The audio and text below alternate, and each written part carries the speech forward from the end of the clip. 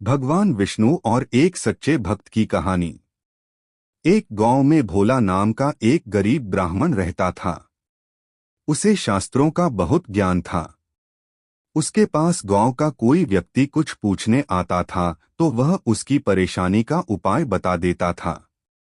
एक दिन उसकी पत्नी सुधा ने कहा, सुधा सुनो जी, आप जो सबको उपाय बताते रहते हो, यह सब लोगों को मूर्ख बनाते हो या इस सब में कोई सच्चाई भी है?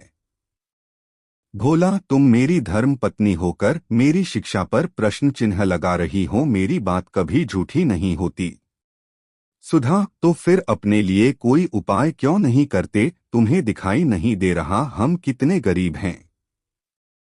भोला, अमीरी गरीबी की माया तो मेरे श्री हरि जाने, लेकिन एक बात है, उन्होंने आज तक हमें भूखा सोने नहीं दिया। सुधा, एक दिन ऐसा भी आएगा कि गांव में आपको कोई नहीं पूछेगा, तब भूखा ही सोना पड़ेगा।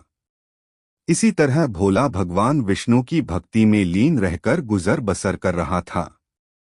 तभी एक दिन उसके पास एक सेठ जी आए। उन्होंने कहा, सेठ जी, भोला मेरे पास बहुत पैसा है, लेकिन सुख भोगने के लिए संतान नहीं है। मेरा क्या कसूर है जो मुझे संतान का सुख प्राप्त नहीं हो रहा है? भोला, सेठ जी, आपके पिछले जन्म के कर्मों के कारण आपके घर में संतान नहीं है। पिछले जन्म में आप एक शिकारी थे। आपने एक चिड़िया को मार दिया था। वह अपने बच्चों के लिए दाना लेने गई थी, जिससे उसके बच्चे भूख से तड़प कर मर गए। इसी कारण इस जन्म में आपको संतान का सुख नहीं मिल पाया है। सेठ जी, पंडित जी, कोई तो उपाय होगा। भोला, सेठ जी, जब आपके पाप कर्म समाप्त हो जाएंगे तो आपको यह सुख मिल सकता है, इसके लिए इंतजार करना होगा। सेठ जी, मैं आपका घर धन से भर दूंगा, किंतु मेरे घर में संतान होने का उपाय बता दीजिए। यह सुनकर भोला को गुस्सा आ गया। उसने कहा, तुम मुझे धन से खरीदना चाहते हो? चले जाओ यहाँ से।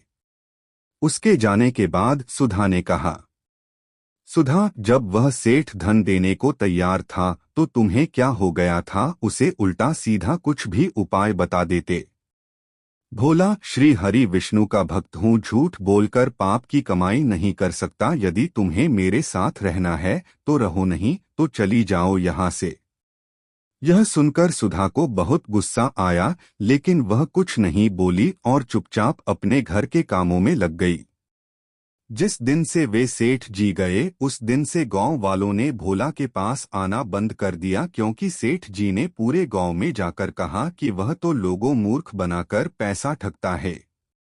ऐसी बातों को सुनकर गांव वाले भोला का विरोध करने लगे।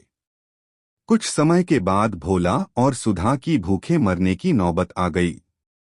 तब सुधा ने कहा, मैंने तुम्हें कितना समझाया, लेकिन तुम तो अपने विष्णु भगवान के चक्कर में पड़े हो। अब जब हम जिंदा ही नहीं रहेंगे तो भगवान जी की पूजा कैसे करोगे? कुछ और दिन बीत गए। अब दोनों से उठा बैठा भी नहीं जा रहा था। वे दोनों अपने घर में लेटे हुए थे। सुधा, लगता है मरने का समय आ गया है। भोला, मुझे तो लगता है भगवान से मिलने का समय आ गया है। तू भी आखिरी समय में भगवान श्री हरि का ध्यान कर ले। भोला और सुधा दोनों श्री हरि भगवान विष्णु का ध्यान करने लगते हैं। उसी समय भगवान श्री हरि विष्णु उन्हें दर्शन देने के लिए प्रकट हो जाते हैं। भोला, भगवान, अब तो हमारे अंदर इतनी भी हिम्मत नहीं कि आपके श्री चरणों में प्रणाम कर सकें। अब तो आप हमें अपनी शरण में ले लीजिए। भगवान विष्णु, तुम मेरे ऐसे भक्त हो जो बिना किसी लालच के मेरी भक्ति कर रहे हो। इस कारण तुम्हें इसी संसार में रहकर कर धर्म की शिक्षा देनी है।